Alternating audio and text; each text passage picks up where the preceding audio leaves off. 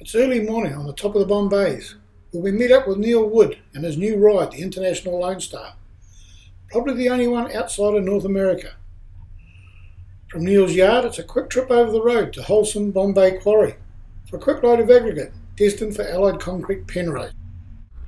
Before we kick off, Neil warns us about the amount of attention this truck is getting, but it's not until you get out on the road with it that it becomes apparent, with people everywhere stopping to look and rushing out to take photos. As Neil said, it must be the most photographed truck in New Zealand by far. As well as its street appeal, it's a serious working truck, powered by an international max force engine, developing 500 horsepower at 1700 revs per minute and 1700 pound-foot of torque at 1000 revs per minute. Well, that's its original spec, however the engine has been reprogrammed to better suit Neil's application, so some of that spec may have changed.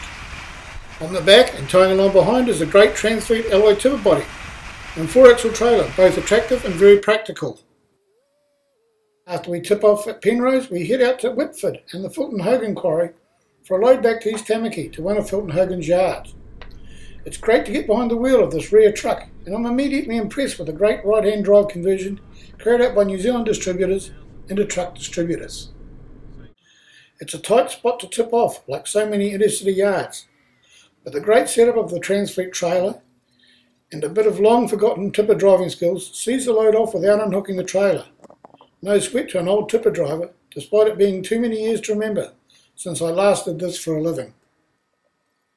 After tipping off it straight across the yard, Neil jumps on board an excavator to load waste product, destined for Neil's property back out on the Bombays, where he has a clean fill resource consent to get rid of millions of metres of road construction waste. On the road, the Lonestar has no problem keeping up with inner city traffic and handles well through traffic lights and heavy traffic. The clutch is super light, and with a straight through the top of the box gear stick into the 18 speed, it gives a good feel on the shifts. It's easy to get comfortable on this truck once you get used to all the attention it draws. We finish our day back out on top of the Bombays as we climb back up from Neil's tip site to park up in his yard. It seems a fitting location looking out over the Waikato. Get the December issue of Truck and Driver magazine for the full test on this spectacular truck.